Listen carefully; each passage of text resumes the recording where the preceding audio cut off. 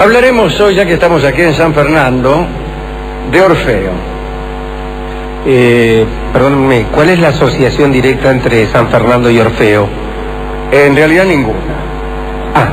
Pues ninguna, pero siempre comienzo mis charlas diciendo, ahora que estamos en X, vamos a hablar de Y. Ajá. No se me ocurrió que tenía que haber alguna razón, pero supóngase que estamos en Olavarría y hablamos de Bartolomé Mitre. Sí. Digo, ya que estamos en Olavarría, podríamos hablar de don Bartolomé Mitre.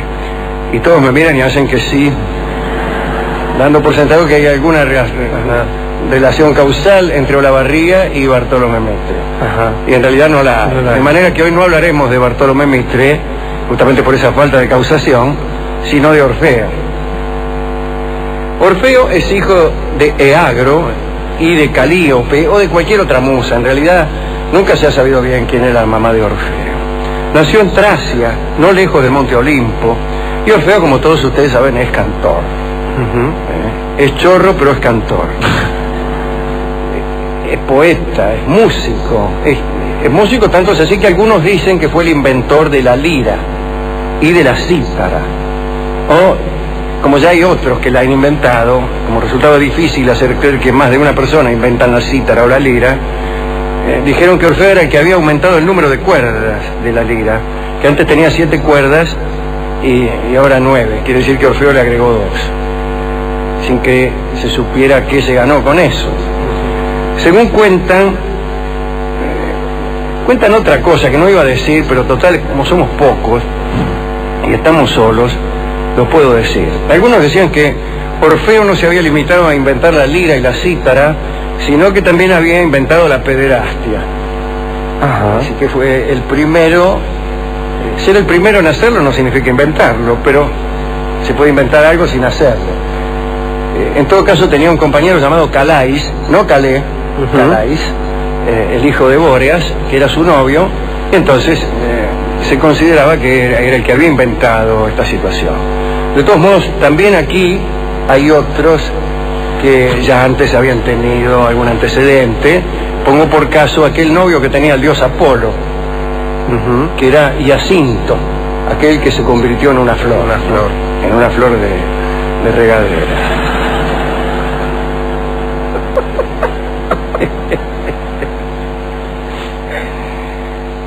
También dicen que Orfeo tenía un canto tan dulce que las fieras lo seguían, las plantas y los árboles se inclinaban hacia él y que suavizaba el carácter de los hombres más violentos. Orfeo participó en la expedición de los argonautas, los que fueron a Cólquida en busca del bello cielo, pero no remaba. Estaba aprovechando su bella voz, dando la cadencia, señalaba cantando cosas rítmicas la cadencia de los remeros. Abogar, abogar, abogar. No era muy divertido. No, la verdad. Pero mientras los demás remaban, él estaba cantando lo más caficio. Esto, por supuesto, le habrá granjeado alguna clase de enemistad, porque no hay situación que más enemiste con los compañeros que cantar uno mientras los demás reman. Hágase la siguiente experiencia. Procédese a reunir 78 remeros para que impulsen una nave con rumbo a Cólquida. Luego comience uno a cantar sin remar y verá como los compañeros empiezan a odiarlo a uno. Se dice también que lo hacían cantar en las tempestades, porque parece que los vientos se calmaban cuando Orfeo cantaba una canción. También utilizaban este canto cuando había peleas de borrachos o conflictos entre los tripulantes del Argo. La participación de Orfeo fue decisiva en aquel viaje, cuando las sirenas trataron de seducir a los argonautas con sus canciones, tal como un par de generaciones después hicieron con Ulises. Orfeo superó con acentos más dulces aquellos cantos, los de las sirenas, y salvó a todos de una muerte segura, porque la sirena lo que hacía, les digo a todos ustedes, era cantar. Entonces uno se iba acercando para escuchar mejor el canto y entraba en una sensación de estupor, incluso hasta en un estado hipnótico, y aprovechando aquella falta de concentración, las sirenas se acercaban a sus oyentes y se los comían. Como Orfeo cantaba mejor que las sirenas, los oyentes dividieron sus opiniones y se salvaron de ser ingeridos. Sí. Ser ingerido por el cantor que uno admira es una experiencia ingrata. Muchas personas que van a ver, pongamos por caso a Sabina, a Joaquín Sabina, luego se quejan de haber sido comidas por él. No me digas. Sí. Fui a ver a Sabina, me gustó. Lo que no me gustó es que trató de comerme al fin de la función. Sí que estaba en la última fila, dice, ¿sí, no? Claro, de no me come. Claro, lo de la primera fila. Bien. También participó Orfeo en la fijación de unas islas errantes que había por ahí por el estrecho de Caribdis. Había unas islas, no sé si eran las islas Líparis o algo así, que andaban a la deriva, al tuntún, y se van por delante a los barcos, y Orfeo cantó y las islas se fijaron. Se fijaron en el sentido de que quedaron en un mismo lugar, ¿no? Otras cuentan que fue su ingenio el que ayudó a transponer el estrecho de las Simplégadas, aquellas rocas que se cerraban al paso de las naves y que las aplastaban en el medio. Estaban las rocas abiertas, había un estrecho, la nave pasaba por el medio y las rocas ¡blah! Se cerraban, despacio pero se cerraban y te aplastaban. Parece que Orfeo tuvo la idea de largar una paloma primero. Entonces pasó la paloma, las rocas se cerraron, igual no alcanzaron a atrapar a la paloma, dice que le arrancaron la cola a la paloma. Y después se abrieron, porque el mecanismo tenía que abrirse. Y mientras se iban abriendo, ahí le metieron los de largo, claro, que alcanzaron a pasar con el hilo de una pata, porque casi también le sacó la cola. Bueno, eso parece que se le ocurrió a Orfeo, o en realidad a cualquier otro, porque no es la ocurrencia de un cantor. Pero se ha dicho que Orfeo no solo era cantor, sino que también tenía algo de sacerdote, como ya veremos, ¿no? De todos modos, el mito más célebre de Orfeo es su descenso a los infiernos por amor a su querida novia Eurídice, ¿no? Ustedes saben que Eurídice era una ninfa que, con permiso de Zeus, andaba revolcándose con Orfeo todo el tiempo. Un día había un cazador llamado Aristeo, uno que era cazador, pastor, lechero, apicultor y adivino. La vio a Eurídice a la orilla de un río y tuvo la ocurrencia de atropellarla. Entonces Eurídice, que adivinó ella la intención del adivino, salió corriendo entre los suyos y pisó sin querer una víbora. Nunca lo hiciera. El vengativo Ofidio la mordió y le inyectó un veneno que le causó la muerte en forma absolutamente literaria, es decir, de un modo inmediato. Orfeo decidió entonces, bueno, inconsolable, imagínese. Sí, claro, yo como es el amor. Y decidió ir al infierno en busca de su esposa. Dice, a mí no me importa nada, dijo, voy al infierno en busca de mi mujer. Por supuesto, utilizó para amansar a los monstruos infernales su arte de cantor. Se metió en el infierno, se lo trabajó a Caronte, que era el barquero que atravesaba el Estigia, domó a las furias, y todo con su canto. Parece que cantaba una milonguita. A mí me zapan Orfeo, soy cantor y citadero. Soy cantor y citarero. Bueno, él cantaba así esas canciones. Yo no podré cantarlas, lamentablemente. No estoy para cantor y menos para hacer el papel de Orfeo. Pero, de todos modos, oyendo ese canto,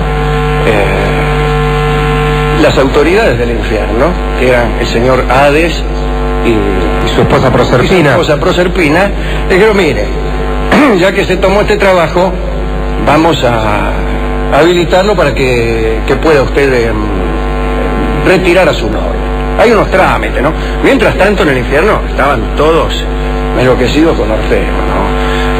La rueda de Ixión, ¿se acuerda? Ixión, aquel que tomó forma de nube para aprovecharse de Hera. Mejor dicho, aquel que quiso aprovecharse de Hera y Hera se disfrazó de nube para evitarlo. Bueno, el violador de Hera, Ixión, está condenado en el infierno a girar en una rueda como si fuera un fuego artificial. Bueno, cantó este muchacho y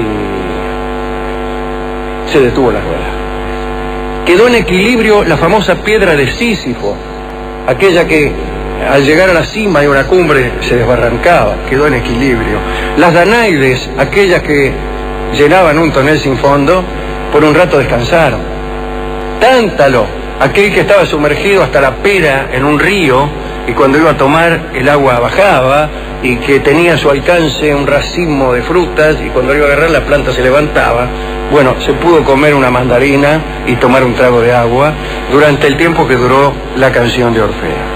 Finalmente, después de hacerle cantar algunos estilos, unos valsecitos y el tango mano a mano, Hades y Perséfone accedieron a devolverle a su novia Eurídice, pero le impusieron una condición. Cuando los dioses imponen una condición, ahí está la trampa. Toda condición es una trampa en boca de los dioses y en boca de los mendaces, de los mentirosos y de los sinvergüenzas. La condición parecía bastante fácil. Era que Orfeo volviera al mundo de los vivos, seguido de su novia, ¿no? Orfeo adelante y la novia atrás como Melón y Melambe, y sin darse vuelta a mirarla. Dice, no te podés dar vuelta hasta no llegar a la luz del día, hacia el mundo de los vivos, ¿no? Sí, dijo Orfeo, ¿quién no va a decir que sí? Parece fácil. Parece fácil. Sí. Es más, es fácil. Pero ya sabemos que en estos cuentos siempre la condición aparece. Cuando ya estaban por llegar a la luz del sol, Orfeo dudó. Mientras al principio todo fenómeno, Orfeo iba a cantar, me llaman Orfeo, pero por ahí ya estaban por llegar y dice, che, no me habrán engañado. Y se dio vuelta. Se dio vuelta para ver si venía. Mira que soncera, ¿no? Después se habrá arrepentido, ¿no? Este muchacho. Y sí vio como habrá la dicho, cuestión de ¿para la qué culpa? me habré dado vuelta? ¿Qué gano? Habrá dicho. Sí, bien. El caso es que en ese mismo momento, en el momento en que Orfeo se dio vuelta, Eurídice se desvaneció y murió por segunda vez. Orfeo, bueno, volvió. Dice, bueno, un momento, voy a recuperar de nuevo, pero ya esta vez Caronte fue incorruptible y le impidió el acceso al mundo infernal. Caronte es el barquero, ese que te cruza el río, por la laguna Estigia. Si estás muerto, todo bien, ¿viste? Sí, si tenés la monedita abajo de la lengua. Si lengua, estás vivo, te dice, no, ¿viste? ¿Cómo? Acá únicamente los muertos. Así hablaba Caronte. Sí, si querés venir al infierno tenés que morirte, ¿viste? Bien, la muerte de Orfeo ha dado origen a un gran número de tradiciones, ¿no? Según algunos, lo mataron las mujeres tracias. Hay quien dice que por envidia de la fidelidad que él guardaba por la memoria de Eurídice. Como las mujeres de Tracia querían tener trato con él y él no le daba bolilla, se enojaron.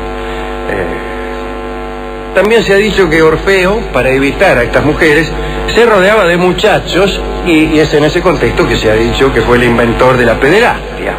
Otros sostienen que al volver del infierno, Orfeo había instituido unos misterios, unas ceremonias basadas en experiencias recogidas en el Tártaro, pero que había prohibido el ingreso a las mujeres. Los hombres se reunían con él en una casa cerrada y dejaban las armas en la puerta. Y una noche las mujeres, que ya estaban repodridas de la ausencia de sus maridos, de sus novios, de sus festejantes, se apoderaron de estas armas y cuando los hombres salieron, asesinaron a Orfeo y a 4 o 5 seguidores. Enseguida despedazaron el cadáver de Orfeo. Fíjese que no se contentaron con darle muerte al pobre Orfeo, sino que también le despedazaron el cadáver. Otros dicen que la bronca proviene de un decreto de Zeus. Zeus, que era el príncipe del Olimpo, bueno, convirtió a su hijo, Dioniso, en un olímpico. Le dio entrada al Olimpo. Orfeo se negó a adorar al dios nuevo, porque decía que, bueno, tenía un comportamiento alocado. Tenía un poco de razón, ¿no? Sí.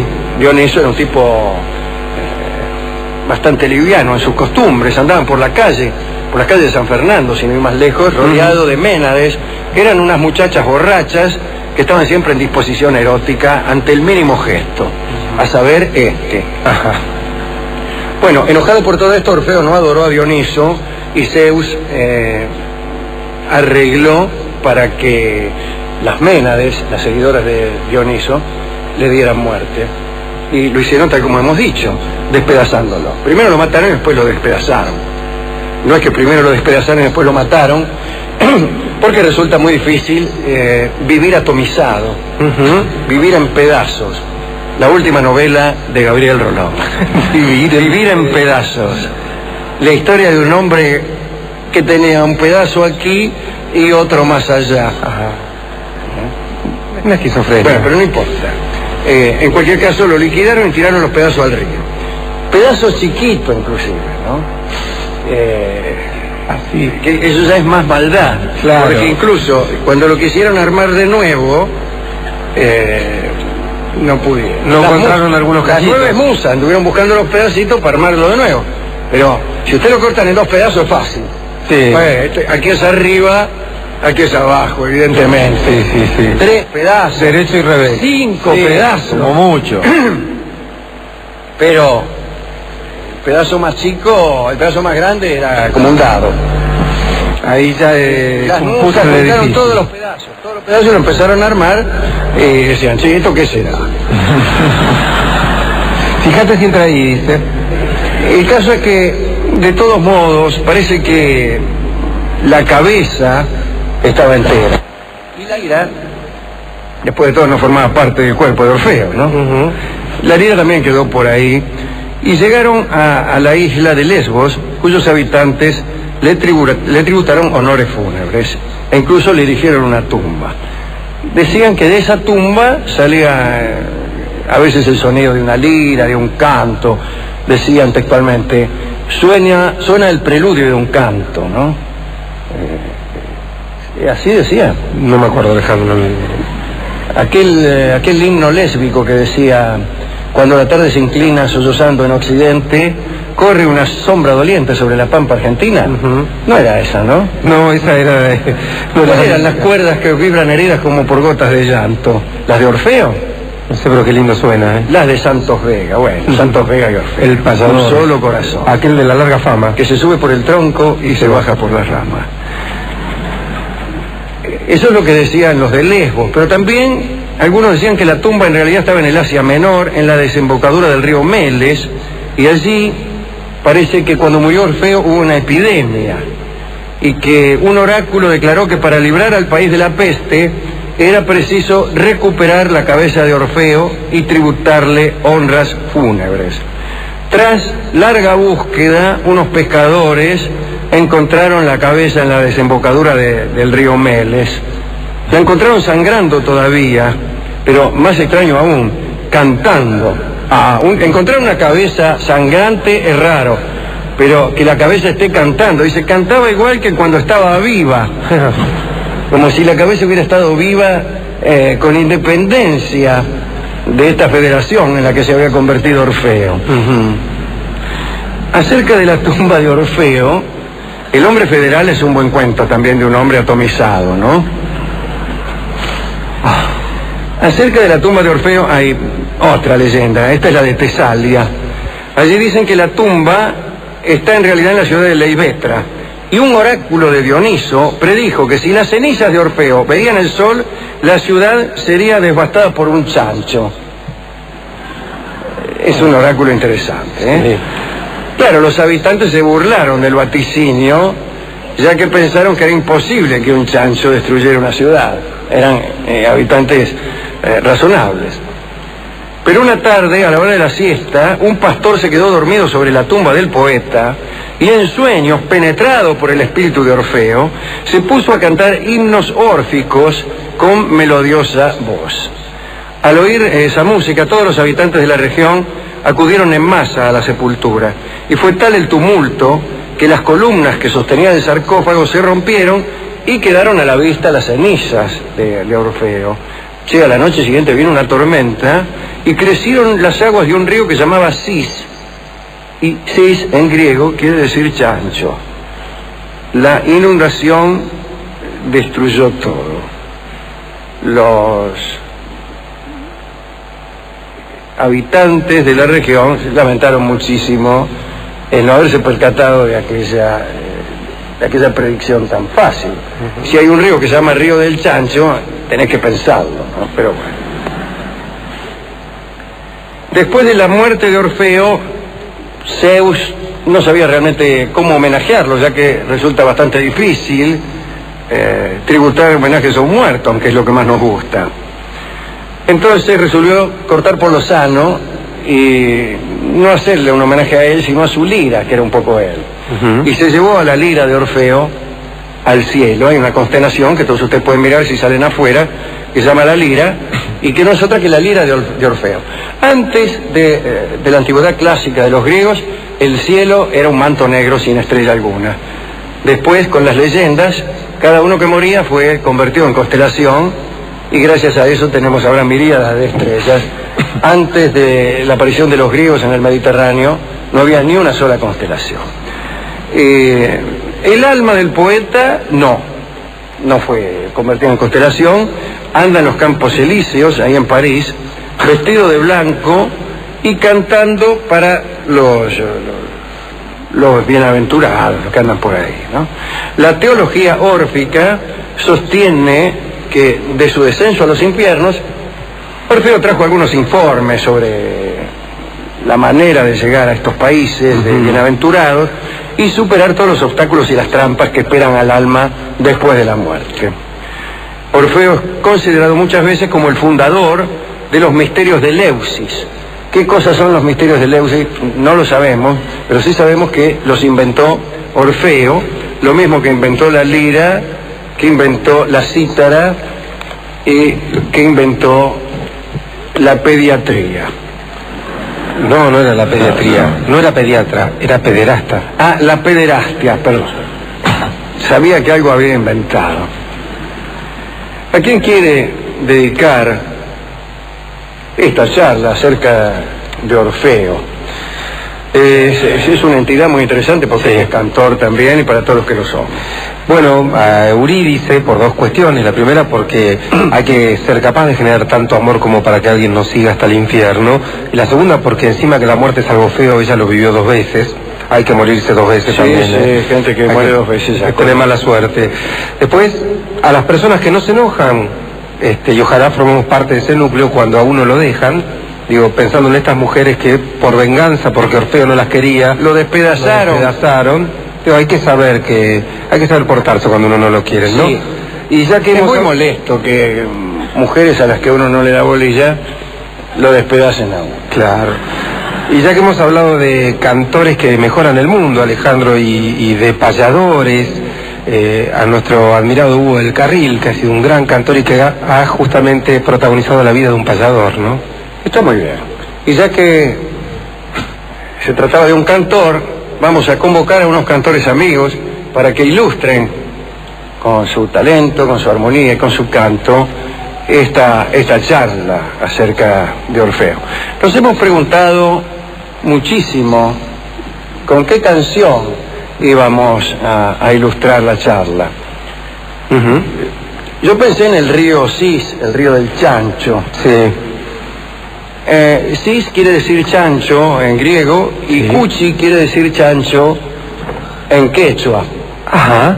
Así que hemos buscado una canción que tuviera algo que ver con un chancho, con un cuchi.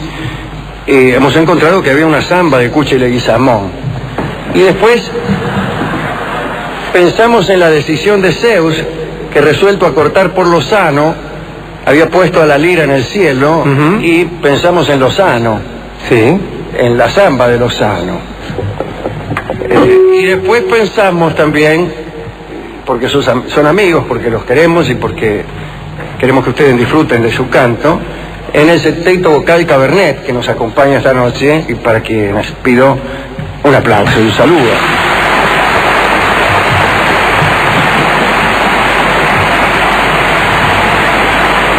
y ellos cantarán esta samba del Chancho Leguizamón, que alude de un modo muy lunar, de un modo casi imposible de detectar, aquel gesto de Zeus de poner una lira en el cielo. Se me dirá, en ninguna parte de la samba se habla de liras en el cielo, que de todos modos sería un inciso bastante propio de una samba.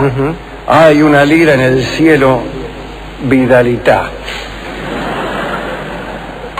Pero no importa, esa no alusión de la letra a Zeus, a la constelación de la lira y a Orfeo, es absolutamente intencional para que nosotros no nos percatemos de la verdadera intención del autor, que siempre debe permanecer oculta. Secteto Cabernet, Samba de Lozano. Adelante.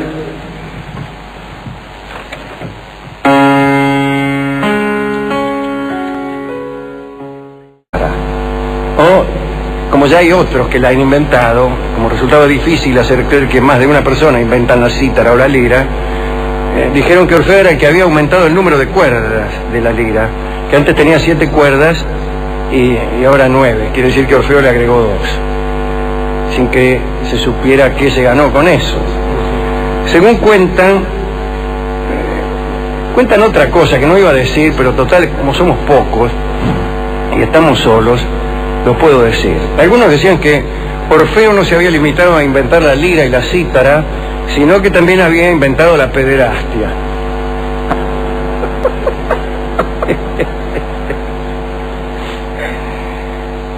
También dicen que Orfeo tenía un canto tan dulce que las fieras lo seguían, las plantas y los árboles se inclinaban hacia él, y que suavizaba el carácter de los hombres más violentos. Orfeo participó en la expedición de los argonautas, los que fueron a Colquid en busca del bello cielo, pero no remaba, estaba aprovechando su bella voz, dando la cadencia, señalaba, cantando cosas, relación causal entre Olavarría y Bartolomé Mitre. Y en realidad no la hay. De manera que hoy no hablaremos de Bartolomé Mitre, justamente por esa falta de causación, sino de Orfeo. Orfeo es hijo de Eagro y de Calíope, o de cualquier otra musa. En realidad nunca se ha sabido bien quién era la mamá de Orfeo. Nació en Tracia, no lejos del monte Olimpo, y Orfeo, como todos ustedes saben, es cantor. Es chorro, pero es cantor. Es poeta, es músico, es músico, tanto es así que algunos dicen que fue el inventor de la lira y de la cítara. Hablaremos hoy, ya que estamos aquí en San Fernando, de Orfeo. Perdónenme, ¿cuál es la asociación directa entre San Fernando y Orfeo? En realidad ninguna. Pues ninguna, pero siempre comienzo mis charlas diciendo, ahora que estamos en X, vamos a hablar de Y.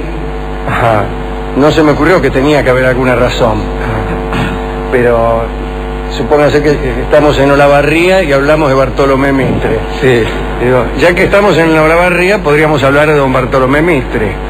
Y todos me miran y hacen que sí, dando por sentado que hay alguna realidad. Así que fue el primero. Ser el primero en hacerlo no significa inventarlo, pero se puede inventar algo sin hacerlo. En todo caso tenía un compañero llamado Calais, no Calais, Calais, el hijo de Bóreas, que era su novio, y entonces se consideraba que era el que había inventado esta situación. De todos modos, también aquí hay otros que ya antes habían tenido algún antecedente. Pongo por caso aquel novio que tenía el dios Apolo, que era Hiacinto, aquel que se convirtió en una flor, en una flor de regadera.